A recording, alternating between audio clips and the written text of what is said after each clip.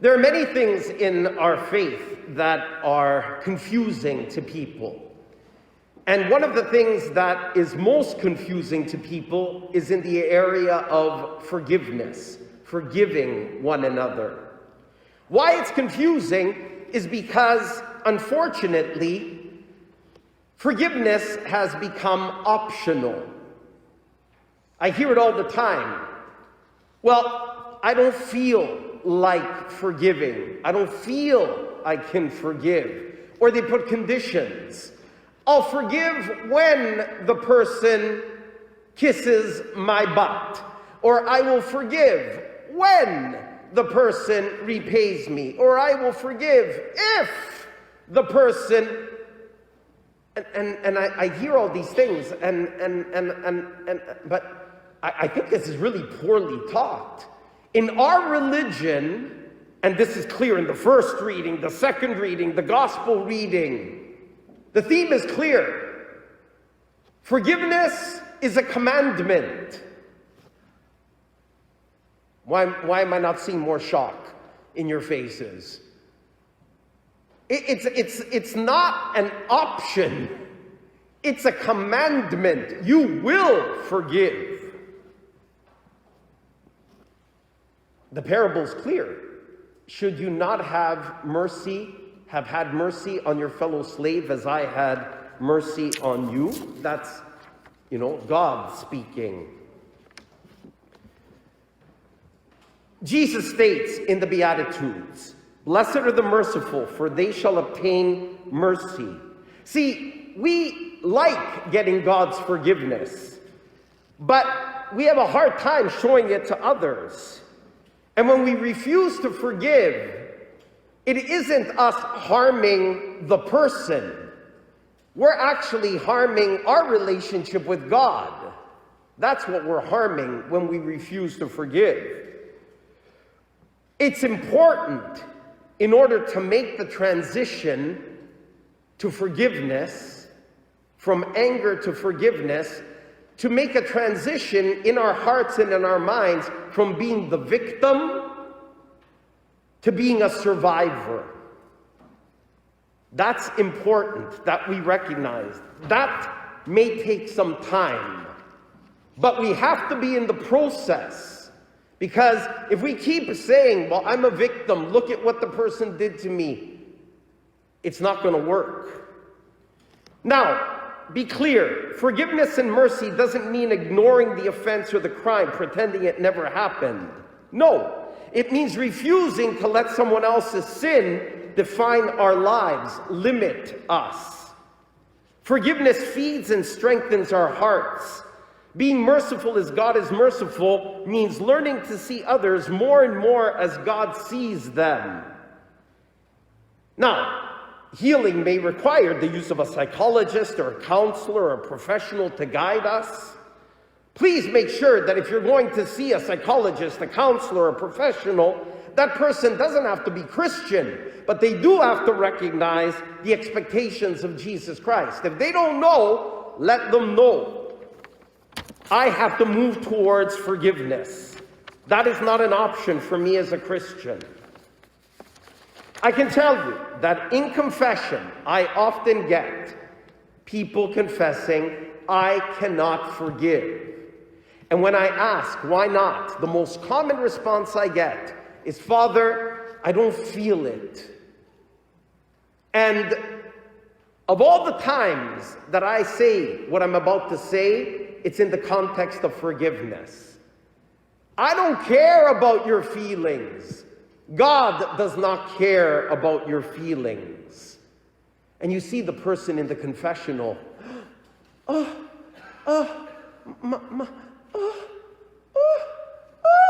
what? Yeah. As a disciple of Jesus Christ, you're expected to go beyond your feelings and enter into faith. Did you feel like wearing a mask this morning? Did you feel like coming here this morning? Did you think that, again, we have to go beyond our feelings and come to realize that faith requires it, God requires it, or our relationship with Him is harmed. Let me give you a sense of this by giving you a real-life example. Some of you may remember 1994. If you don't, it was only 25 years last year. There was a Rwandan genocide. This woman, Immaculée Ilibagiza, had a tremendous experience during the genocide. She's now an author and motivational speaker. She's Roman Catholic, and she was of the Tutsi tribe. The Tutsis were accused of killing the president of the nation. That's what started the genocide. And the other dominant tribe, the Hutu, decided to kill all the Tutsis. Well, in 3 months, 800,000 to 1 million people were killed. In a lot of cases with machetes. She wrote 2 books, Left to Tell, Discovering God Amidst the Rwandan Holocaust in 2006. And in that book, she tells her experience. She survived hidden for 91 days with 7 other women in a small bathroom, 3 feet by 4 feet. The bathroom was concealed in a room behind the wardrobe in the home of a Hutu Protestant minister. That was the other tribe. That's who hid her. At one point, she could actually hear the slaughter going on outside through a small window. She was full of anger, and she felt hatred threatening to poison her heart. She prayed for grace, and the Lord allowed her to see. The young men were God's children as well, but were blinded by sin. During the genocide, Immaculée's family was completely killed by the Hutu soldiers. Her mother, her father, 2 brothers, grandmother, and grandfather, all killed. After the genocide, she came face to face with the man who had murdered her mother and brother. Her first words to him were, "I forgive you." She received the 2007 Mahatma Gandhi Reconciliation and Peace Award. How is this possible? I'm going to show you a video of an interview with her.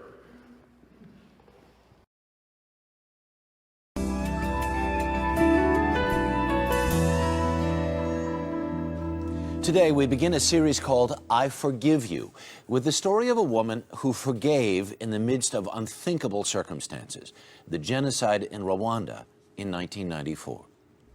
1 million people died in a period of 3 months. 1 million people, everywhere was dead bodies. One morning, my brother, Damasen, he came to my room and he told me, he said, "You are sleeping. You don't know what happened. The president of the country died." I'm like, "What?" He said, "Yeah, they shot his plane." I remember I got up from my bed, jumped and picked up my jeans and put on and a shirt. It was the last clothes I put on for the next 4 months. Immaculée Ilibagiza, a 24-year-old college student, had just become a target for Hutu gunmen. They started to say how Tutsis, our tribe, killed the president and how they were going to kill every Tutsi to take revenge. My father asked me to go to a neighbor to hide. And this neighbor was from the other tribe, a Hutu. He was a Protestant minister. He went through the house and opened the door of the bathroom and pushed me there. We were 8 people. 8 women hiding in this tiny bathroom, death lurking just outside. One time I stood up, I looked through this window, this little piece of window in the bathroom, and I couldn't believe what I saw. I saw the killers. They were coming to search.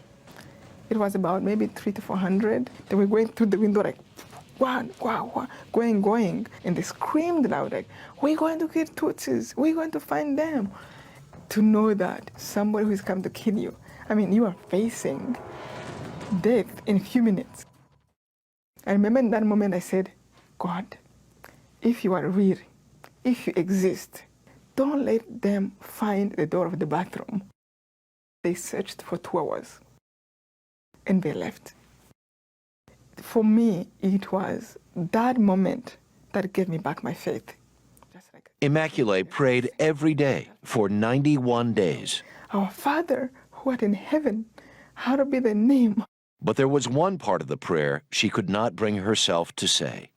That said, forgive us our trespasses as we forgive those who trespass against us.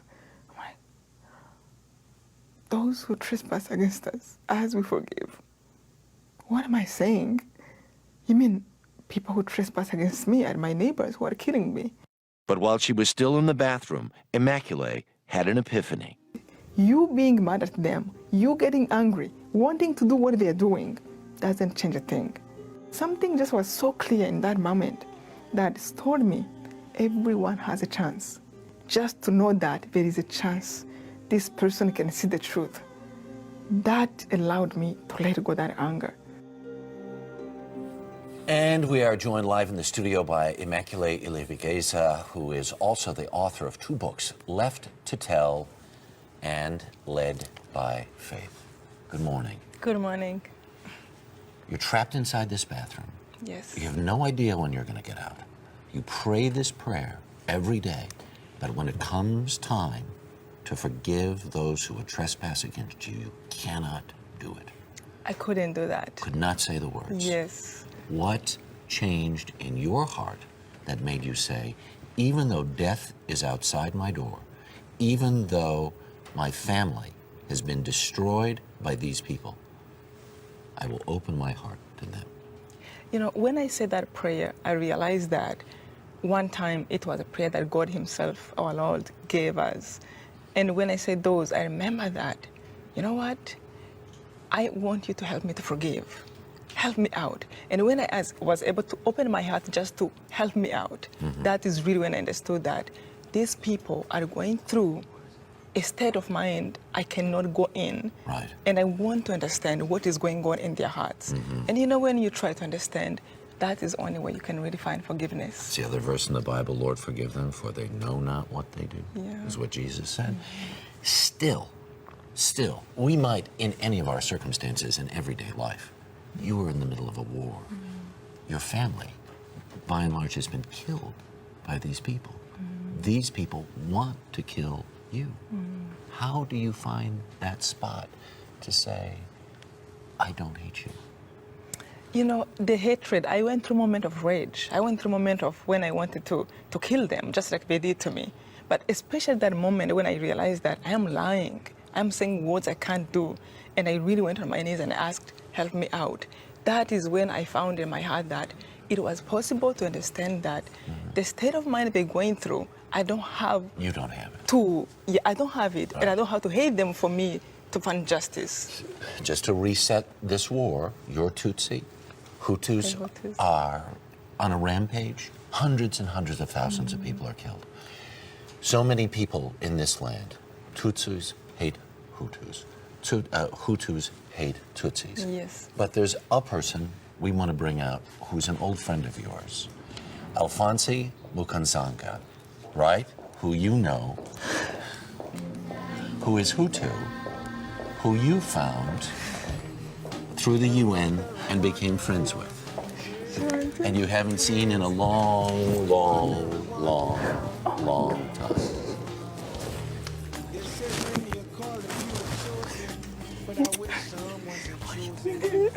Please sit down.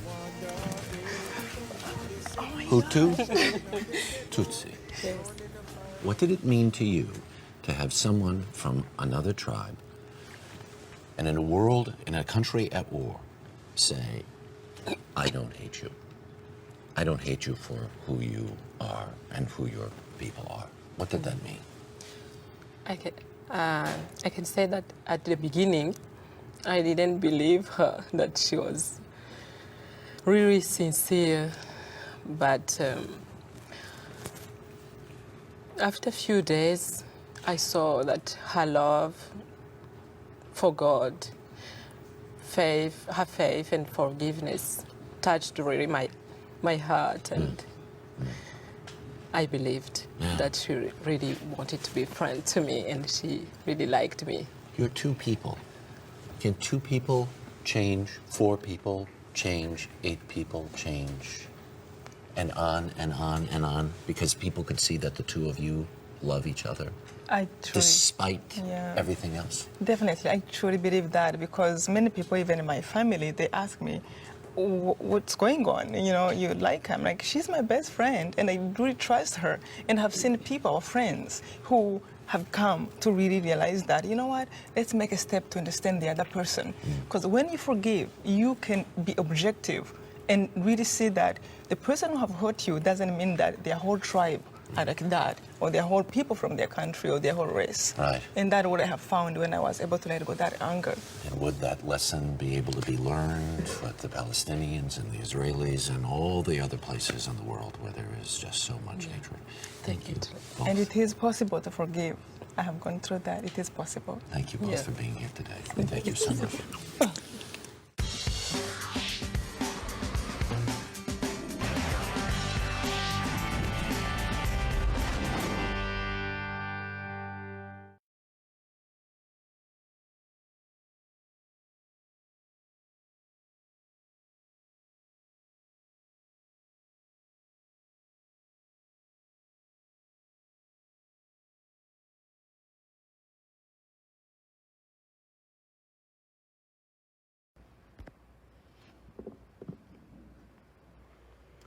As you know, school has begun, and there's a lot of anxiety, there's a lot of frustration, there's a lot of anger, there's a lot of bitterness, there's a lot of feelings going on.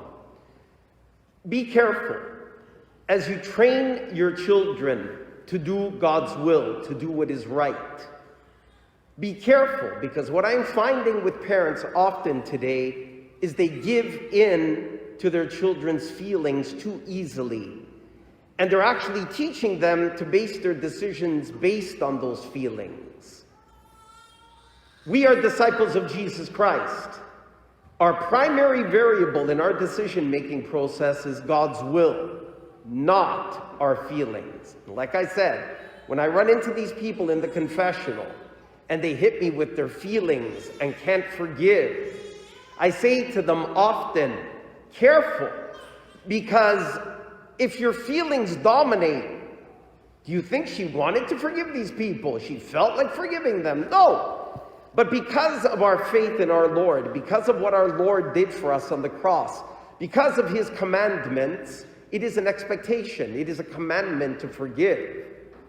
Be careful as you parent that, you bring that in to your parenting, in obligation to each other, to this parish, to the church, to God.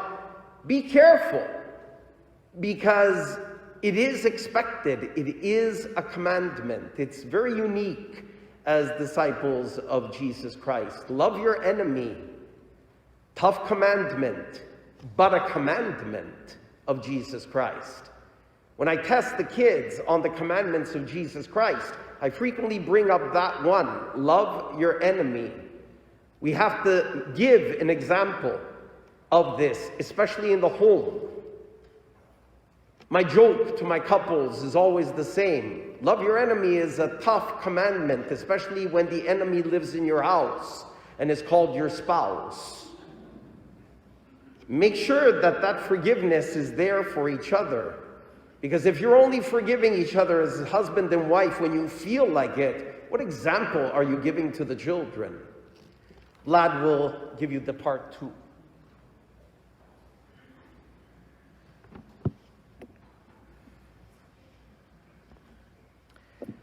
Last weekend, I spoke about the 2 parts of the Christian life. There is the vertical, our relationship with God, and there is the horizontal, our relationship with each other. And the 2 go hand in hand.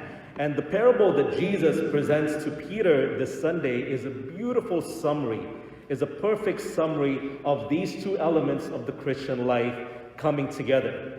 Because again, if you remember at the end, the master says to the slave, should you not have had mercy on your fellow slave as I had mercy on you?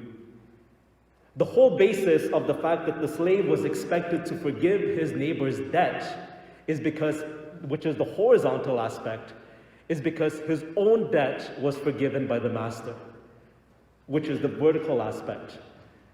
A mature disciple of Jesus Christ who has developed a relationship with him automatically transforms that into a mature relationship with other people, into a willingness to give what has been received. That's the whole principle behind the parable, be it in the area of forgiveness, be it in the area of evangelization, be it in the area of service. We give much because we have received much. We love this way because we have been loved this way. That's the whole point of the cross. Romans 5:8, God proves his love for us in that while we were still sinners, Christ died for us. That's the extent of love that is given to us, and that is the extent of love that we are expected to give to other people. How do we translate this into a parish level? Over the last couple of weeks, Father and I have been meeting to develop a pastoral plan for this parish. And over the coming weekends, we'll be presenting to you various elements of that plan. One major priority where we will put a lot of energy and a lot of emphasis, especially in the fall and the spring, is our relationship with our 5 elementary schools. As we have mentioned in many times, our parish is linked to 5 elementary schools: St. Charles Garnier, Canadian Martyrs, Saints Peter and Paul, Metropolitan Andre, and St. Pio Pietrelcina. In total, there's about 1,600 families enrolled in one of those schools, plus a couple of other schools. Many of those families are not connected with our parish community, for whatever reason, not their fault, but for whatever reason, historically or whatever, they are not linked. They don't see us as part of their spiritual family. This isn't a place where, they're connected. And if we take this principle that Jesus presented last week and this week, that the vertical has to impact the horizontal, that we are to give what we have received, then we have an obligation to pass on to those families the grace and the blessing and the joy that we receive coming to this place, being part of this community, coming to know the Lord Jesus Christ. And how we will do this, especially in the fall, is by forming and training youth and parent leaders. And this is what it's going to look like. Part of the grace that comes out of COVID is the fact that more and more people are familiar and accustomed with Zoom and with going online.